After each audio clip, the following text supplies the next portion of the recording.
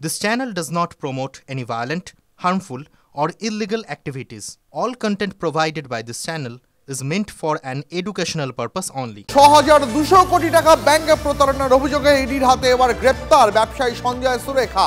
গতকাল প্রতারণার অভিযোগে ৮ জায়গায় তল্লাশি চালায় ইডি, তারপর তাকে গ্রেপ্তার করা হয়েছে। আরো বিস্তারিত জানাবেন আমাদের সহকর্মী সুজয় রয়েছেন আমাদের সঙ্গে। সুজয়, আরো একবার আপনাদের জানিয়ে রাখি, এই মুহূর্তে স্টেট ব্যাংক সহ ২৭টি ব্যাংক এবং আর্থিক সংস্থাকে ঠকানোর অভিযোগে গ্রেপ্তার কনকাস্ট স্টিলের কর্ণধার সঞ্জয়।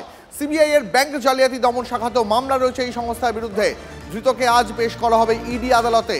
এই মুহূর্তে বড় খবর জানিয়ে রাখি আপনাকে,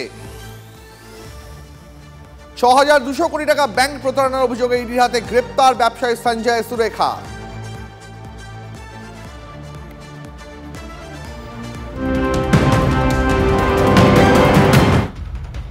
নজর রাখবো পরের খবরে। স্বাস্থ্য পরীক্ষার পর রাতেই নিজাম প্যালেসে সুজয় কৃষ্ণ ভদ্র আদালতের নির্দেশে গতকালই কালীঘাটের কাকুকে নিজেদের হেফাজতে নেয় সিবিআই।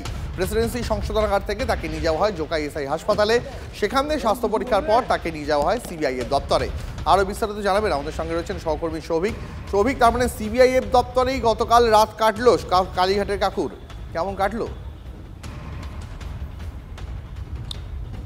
একদমই তাই। দেখো, ইডি হেফাজতের পরে এবার কিন্তু সিবিআই হেফাজতে কালীঘাটের কাকু অর্থাৎ সুজয় কৃষ্ণ ভদ্র, এবং এই সুজয় কৃষ্ণ ভদ্রকে কিন্তু গতকাল মধ্যরাতে ইএসআই হসপিটালে নিয়ে যাওয়া হয়েছিল এবং সেখানে ৫ জনের চিকিৎসকের দল তার চিকিৎসা পরীক্ষা করে এবং সেখানে তাকে মেডিকেল ফিট বলা হয় এবং তারপরেই কিন্তু প্রায় রাত ২:৩০-এর সময় নিজাম প্যালেসে কালীঘাটের কাকু অর্থাৎ সুজয় কৃষ্ণকে ভদ্রকে নিয়ে আসা হয়েছে।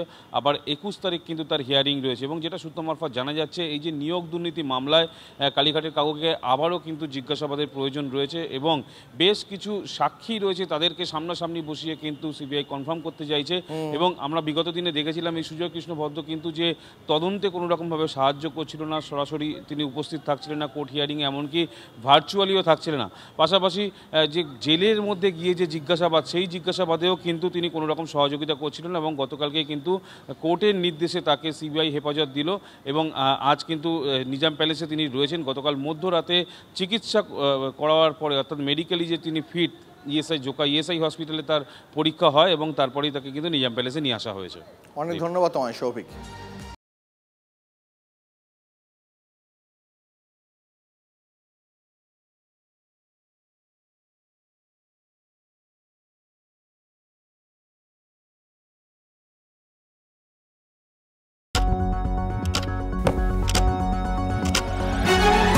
রাজনীতি শুধুই কি রাজার নীতি?